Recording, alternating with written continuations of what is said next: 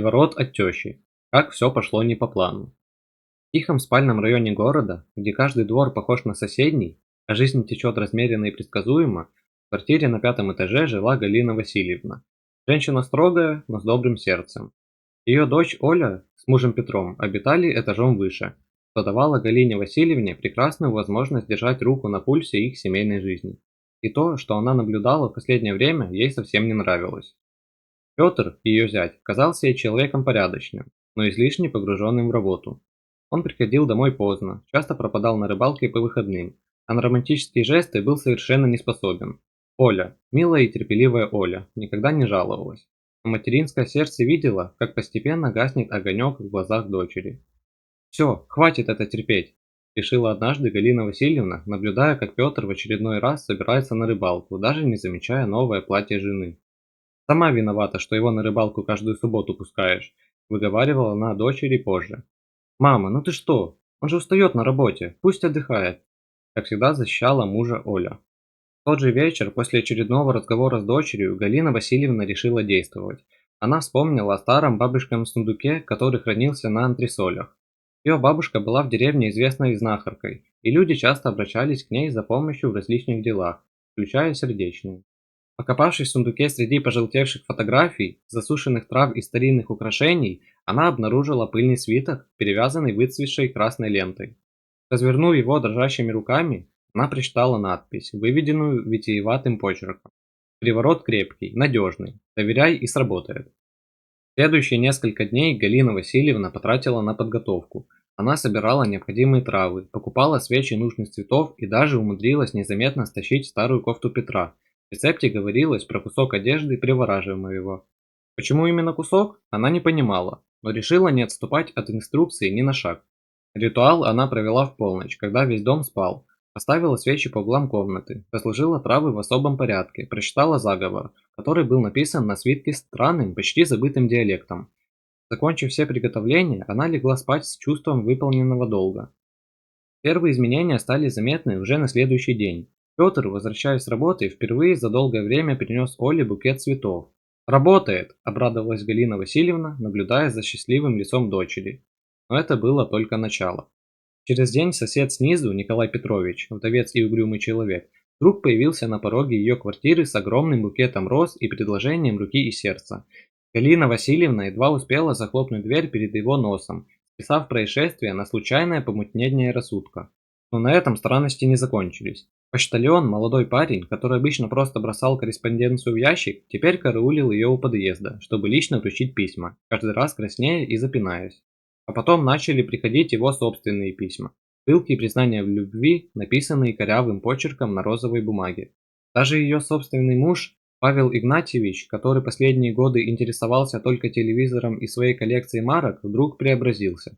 Он начал ревновать ее к каждому столбу, приносить завтрак в постель и даже пытался петь серенады под окном. Правда, с его музыкальным слухом это было то еще испытание для соседей. А что же Петр? Он словно попал в какой-то любовный туман. Теперь он не просто носил цветы Оле, он дарил их всем женщинам подряд. Продавщице в магазине, соседкам по подъезду, случайным прохожим и к ужасу Галины Васильевны ей самой. Оля начала что-то подозревать, когда застала мужа, преподносящего букет их пожилой соседке Марье Степановне. Вместе с Петром они стали замечать странное поведение Галины Васильевны. Ее нервные взгляды, таинственные перешептывания по телефону с какой-то специалисткой по отворотам, попытки незаметно посыпать что-то на порог квартиры. «Мама, что происходит?» – спросила наконец Оля прямо. «Это все ради вашего счастья!» – выпалила Галина Васильевна и расплакалась, признаваясь в содеянном. Но оказалось, что снять приворот не так-то просто.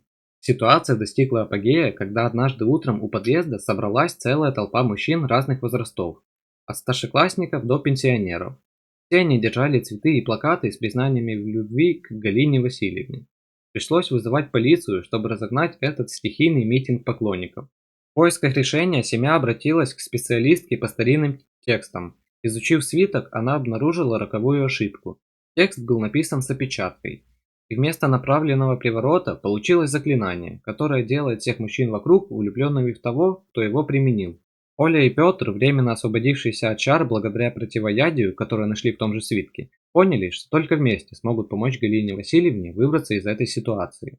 Они провели целую неделю, собирая редкие травы, готовя специальный отвар и проводя ритуал по снятию заклинания. Постепенно все начало приходить в норму. Сосед снизу вернулся к своему обычному угрюмому состоянию. Почтальон перестал писать любовные письма, а Павел Игнатьевич снова погрузился в свой любимый телевизор, хотя иногда все же поглядывал на жену с непривычной нежностью. Самым важным результатом всей этой истории стало то, что Петр, освободившись от магических чар, все же понял, как сильно любит Олю. Он стал чаще проводить время дома, отказался от некоторых рыбалок в пользу семейных выходных и даже записался с женой на танцы, то, о чем Оля давно мечтала. А Галина Васильевна? Она торжественно поклялась больше никогда не вмешиваться в личную жизнь дочери. Хотя, надо признать, старинный свиток она все-таки не выбросила, а аккуратно спрятала в дальний ящик комода. Мало ли что в жизни может пригодиться. Но теперь она точно знает. Иногда лучше просто доверять своим близким и дать им возможность самим разобраться в своих отношениях. В конце концов, любовь – это не то чувство, которое можно создать искусственно. Настоящая любовь рождается из взаимного уважения, доверия и заботы друг о друге. И иногда требуется небольшое волшебное происшествие, чтобы понять такую простую истину. Дорогие зрители, сегодня мы рассказали вам историю, в которой простое желание помочь обернулось настоящей цепочкой неожиданных событий. А как бы вы поступили на месте Галины Васильевны? Может быть, у вас есть собственные забавные или необычные истории, связанные с попытками помочь близким? Делитесь в комментариях. Нам всегда интересно читать ваши мысли и переживания. Если вам понравилось это видео, обязательно нажмите «Нравится» и подпишитесь на наш канал «История с душой». Мы стараемся находить для вас самые необычные и добрые сюжеты. Жмите на колокольчик, чтобы первыми узнавать о новых выпусках. А напоследок помните, иногда жизнь сама знает, как все устроить. Главное – доверять своим близким и немного верить в чудо. Спасибо за просмотр, до скорых встреч!